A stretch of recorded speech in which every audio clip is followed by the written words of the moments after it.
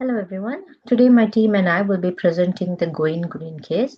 I'll begin by walking you through the GRI standards framework, giving you an overview of how organizations report using the standards and the AICPA attestation standards. My teammates will be then continuing with the remaining sections of our analysis for this case. The GRI standards, this provides a global framework for transparent sustainability reporting. There are three main components in this form of reporting includes universal, sector, and topic standards. This level of reporting helps the stakeholders make a very well informed judgments about the organization's performance and its contribution to sustainable development. To report in accordance with the GRI standards, the organization must meet all 9 requirements as mentioned here. The first requirement being to apply all the reporting principles. The reporting principles include accuracy, balance, clarity, comparability, verifiability, timeliness, sustainability context, and completeness. The second requirement is to report the disclosures in general disclosures to. This includes information about the organization structure, the entities included in the organization sustainability reporting, the reporting period, how it performs, how it reports what it does, and how it engages with the stakeholders. The third requirement is to determine the material topics using the GRI sector standards, which includes reviewing the sector topics, deciding which ones are material, and listing them in the GRI content index. Requirement 4 is to report the materiality process using the disclosures, list the material topics, and also explain how each topic is managed. The fifth requirement is to select the relevant disclosures from the GRI topic standards for each material topic, and only the disclosures that relate to the organization's actual impact will be disclosed. The sixth requirement, note any omissions in the GRI content index were allowed, clearly stating which part was omitted and why. It is important to mention why it was omitted as well. The seventh requirement is to include a full GRI content index which shows the standards used, all the material topics, and where each required disclosure appears. The eighth requirement is to add a statement of use, naming the organization, and also to specify the reporting period. For example, company ABC, they can say the ABC Limited reported in accordance with the GRI standards for the period 1st of January to 31st of December 2024.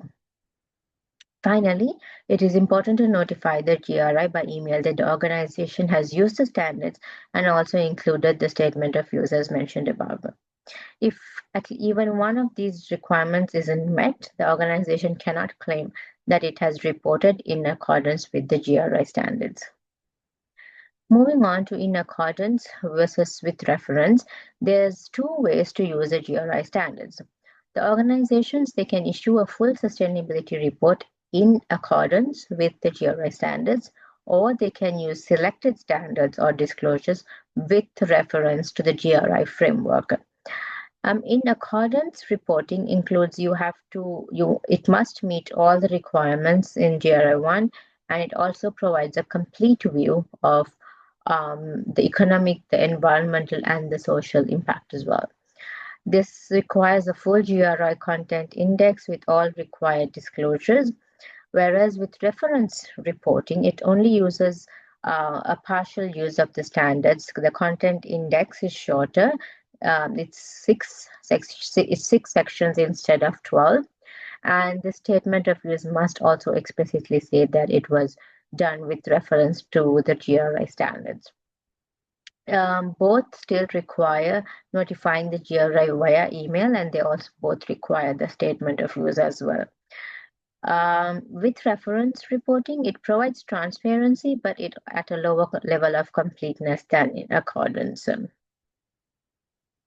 Moving on to the general disclosures, the GRI2 includes 5 sections that provide background information about the organization and helps the readers understand its overall sustainability context. The first section is section 1, which covers the basic organization details, who the organization is, how it prepares its sustainability report, and which entities are included in this. Section 2 basically gives an overview of the organization's activities, its employees, and other workers involved in the operations. Section 3 focuses on governance, describing the leadership structure, the roles, the expertise, and how the governance bodies are compensated. Section 4 explains the organization's strategy, policy, and practices for sustainability and responsible conduct of the business. And Section 5, it outlines how the organization engages with its stakeholders, including its practices around employee representations and collective bargaining. Moving on to the external assurance requirements, moving on to the GRI topic standards. The topic-specific GRI standards are grouped into three major categories. First being economic standards, which mainly focuses on how the organization creates and distributes economic value and the financial risks and impacts linked to its activities. The second being the environmental standards, which mainly looks at how the organization uses the natural resources and its overall environmental footprint. Lastly, the social standards addresses the organization's impacts on people, including the employees, customers, and the locals.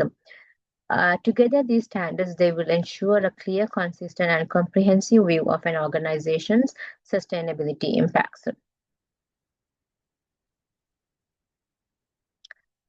Finally, on to the GRI external assurance requirements. It outlines 7 key elements needed to assure a sustainability report. First, the assurance provider must be fully independent, so their conclusions are unbiased. They must also be qualified to issue an assurance statement.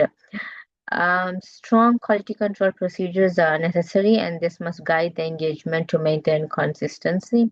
The assurance process must be systematic, documented, and also evidence-based. The provider must assess whether the report is fair, balanced, and accurate, including how information was selected.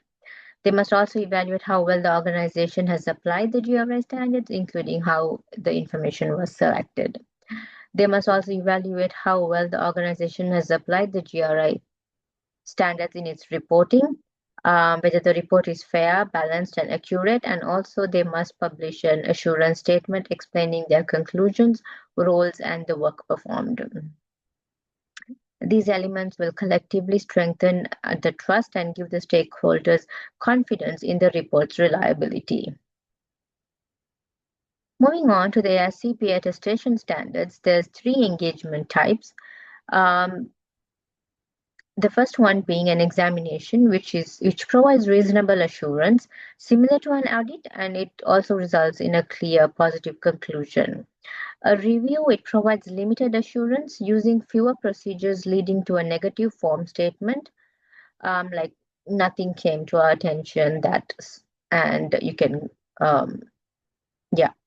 and agreed upon procedures provide no assurance. The practitioner only performs specific tasks and report the factual results.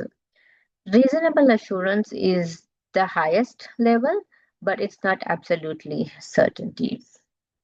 There are 11 AICP attestation standards which guide how practitioners should plan, perform, and report on these engagements. In contrast, the GRI Disclosures 156 focuses on what assurance information must be communicated, such as independence, competence, methods used, and a public assurance statement. In summary, AICPA standards define the process, while the GRI standards define what must be disclosed to build the user confidence in sustainability reporting. With that overview of how GRI standards work and how assurance aligns with sustainability reporting, I will now hand it over to my team members who will take you through the ISAE 3000 and its application to sustainability assurance. Thank you. 3000 is the global standard we use when we provide assurance on anything other than financial statement, such as sustainability reports, ESG metrics, greenhouse gas disclosure, and other non-financial information. It's principle-based, which makes it flexible for different types of sustainability engagement. It also allows two levels of assurance. Number one, reasonable assurance, which is more in depth, and limited assurance, which provides moderate confidence. This is the main framework accountants use internationally for sustainability assurance. Even though ACI 3000 is an international standard, it shares a lot with the AICPA attestation standards. Both require independence, proper evidence, and clear assurance conclusion. The difference is really in their structure. ACI 3000 is broader and more principle-based, which fits global sustainability work. The AICPA standards are more prescriptive and more tied to US GAAP. So in practice, if a company has international operation or reports using ESG framework, ACI 3000 is usually the better fit. GRI 102-56 sets out 7 elements that must be disclosed when an organization gets assurance on its sustainability report. Things like independence, scope, criteria used, limitation, and the level of assurance.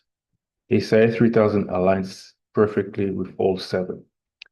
That's one reason it is so widely used globally. It meets every GRI requirement for transparency and credibility. So if a company wants its sustainability report to follow GRI standards, ACI 3000 is one of the most appropriate assurance framework to use. I'll be talking about issuing sustainability reports to external stakeholders.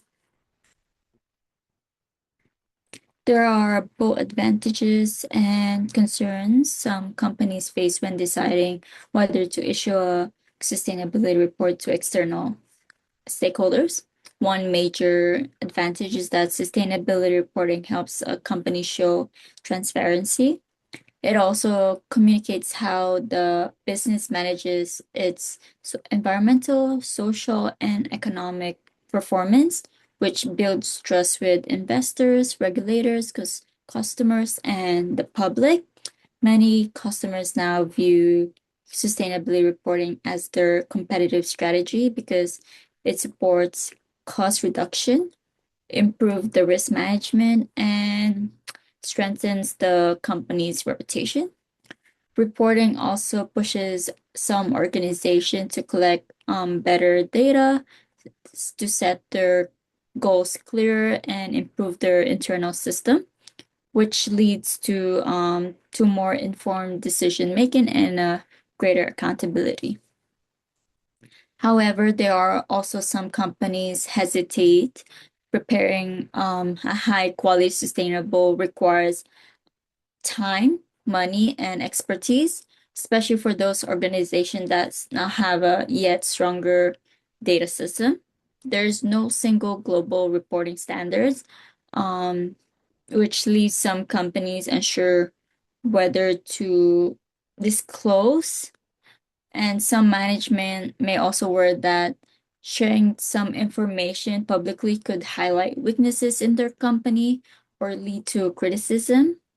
CPA Canada mentioned that many organizations are cautious because of publicly reporting, because it may increase some investigation, and not every company feels to release reporting at this type of transparency. Some smaller businesses in particular may feel that the benefits do not outweigh the effort, and these factors explains why sustainability reporting continues to grow, but it is still not a universal. In these sections, I will talk about third-party sustainability assurance and why it plays an increasingly important role in modern reporting. As companies publish more information about their environmental and social performance, stakeholders often question whether this information is trustworthy. Because sustainability reporting is mostly voluntary and not governed by strict rules. Many users want an independent check on the accuracy of what companies disclose. That is where third-party assurance becomes important. Third-party assurance brings several key advantages. First, it helps build credibility for sustainability disclosures. When an independent reviewer verifies that the information is accurate and carefully prepared, stakeholders gain more confidence in what the company reports. This improved trust strengthens the company's reputation and can also support better relationships with investors and customers. Another important advantage is the improvement of internal processes. When a business prepares for assurance, it is encouraged to strengthen documentation, improve its data collection methods, and increase oversight of social and environmental measures. Through this process, companies often identify risks, weaknesses, or gaps in their reporting systems. As a result, they can set clear long-term sustainability goals and improve their overall performance. These improvements can also contribute to cost savings, stronger customer loyalty, and higher employment engagement, which the case highlights as meaningful outcomes of sustainability efforts. Although the benefits are significant, many organizations remain hesitant to obtain third-party assurance. One major reason is cost. Assurance requires time, expertise, and internal coordination, and not all companies have the resources to support it. In addition, many organizations do not have strong systems for collecting reliable non-financial data, which makes the assurance process difficult to complete. Another challenge is the absence of a single global standard for sustainability reporting. Assurance providers often have to work with multiple frameworks, which reduce the level of certainty they can provide.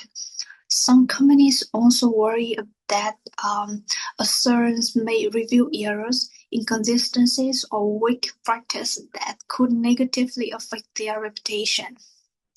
Accountants who perform sustainability assurance also face challenge.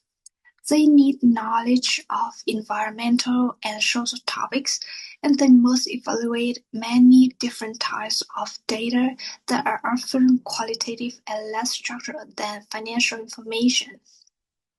They also need to apply assurance principles to areas that do not follow consistent reporting rules. These issues make sustainability assurance a complex and continually evolving area of practice. In this slide, it will be comparing sustainability assurance providers. There are several reasons for this why accounting firms have a strong assurance expertise. It including the evaluating controls, gathering experience, and applying consistency standards to non-financial information. Their independence and professional reputation often increase stakeholders' confidence, especially for investors and regulators who often rely on reliability and credibility.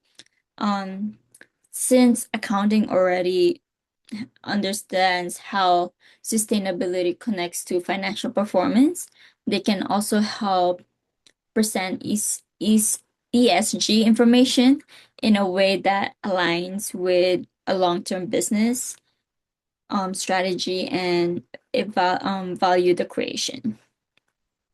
On the other hand, engineering and consulting firms can also bring important advantages. On these firms, often they offer a deeper technical knowledge in areas such like emission measurement on environmental science and energy use. They specialize their Specialized expertise helps ensures that environmental data, models, and the calculations are scientifically accurate and practical for operations.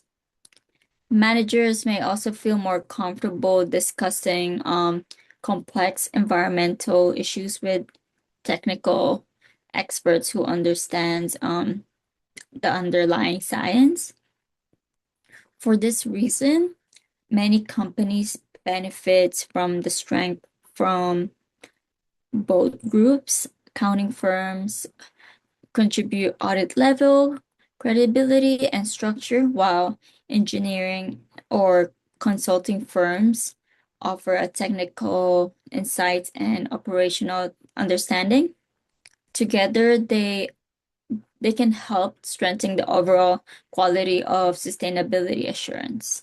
Caterpillar sustainability really focuses on the environmental and operational impact of its product. They're in industry like mining and construction, which have a big carbon footprint. Their sustainability reports highlight emissions reduction, energy efficiency, innovation around lower carbon technology, supply chain responsibility, and workforce safety. These are not just PR, they directly affect Caterpillar competitiveness and regulatory compliance. So they're central to the company's long-term strategy.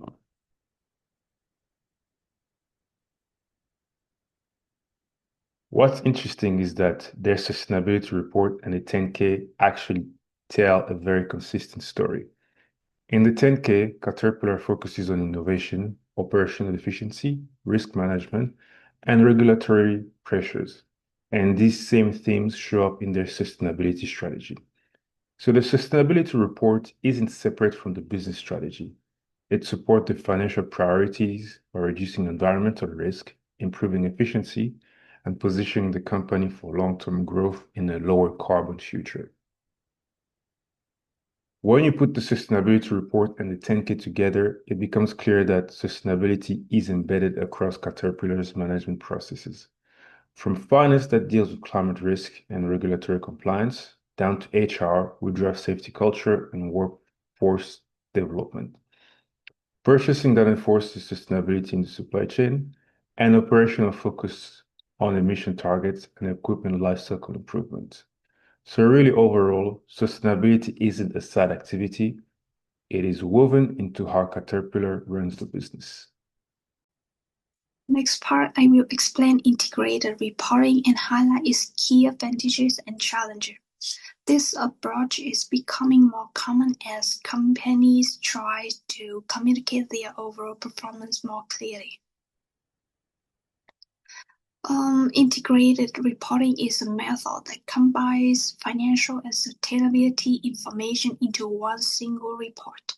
Instead of issuing a separate financial report and a separate sustainability report, the organization presents its economic, social, and environmental performance together. The goal is to give stakeholders a clear and complete view of how the organization creates value over time. Now I will briefly walk through the key advantages and challenge of integrated reporting. On the advantage side, integrated reporting combines financial information and sustainability information in one clear report. This helps stakeholders see how strategy, risks, and long-term sustainability factors influence the organization's overall performance. Because everything is presented together, investors can make more informed decisions and understand how the company creates value over time. Another important advantage is that integrated reporting encourages integrated thinking within the organization.